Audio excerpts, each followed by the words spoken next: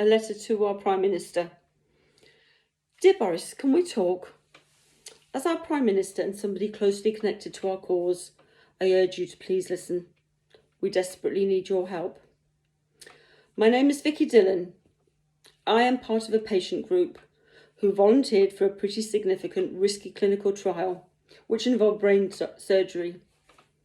We have Parkinson's, Boris, diagnosed majority of us in our prime, young onset, just like your own mum.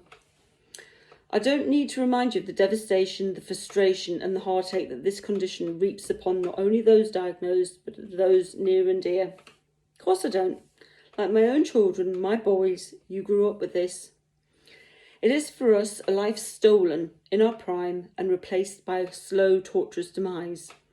A loss of dignity and independence, bringing much suffering. I refuse to paint a picture of rosy-coloured lies. We are suffering, and unbelievably there have been no great strides in developing or delivering new therapies or treatments to patients since the 1960s. This rosy-coloured image of life with Parkinson's has led to a distinct lack of urgency and lack of funding. Despite constant cries of the cure is just around the corner, in the last 17 years that I have lived in this nightmare, it is yet to be delivered. We believe that the trial we run is one of the answers. We, in total 42 patients, put our lives on the line and allowed our brains to be used and infused in the name of science. And Boris, it worked. Our lives were restored. We had a future again. But the scientific world thought differently and deemed it a failure. That was back in 2017, and we have refused to accept this.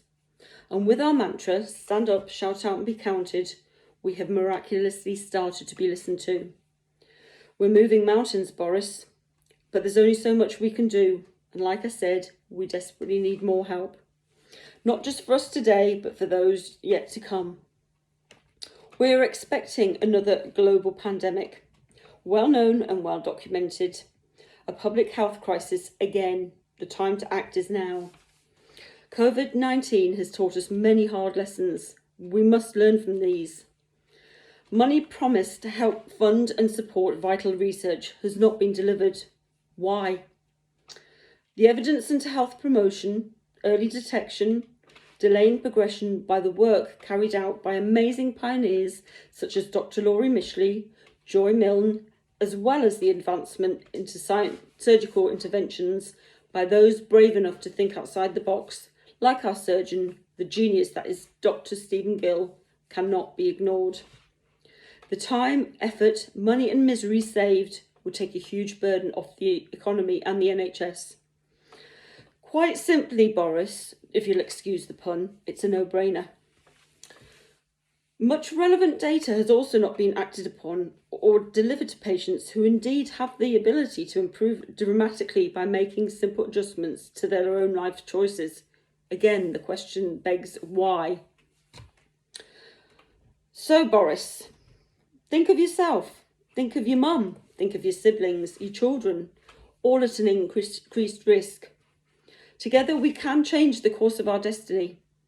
We do not have to accept the unacceptable. By doing what has always been done, we will get what we've always got. I, for one, refuse to accept that this is my lot. In the words of the late, great Tom Isaacs, one day we shall say we used to have Parkinson's. Boris, let's make it soon. The time is now.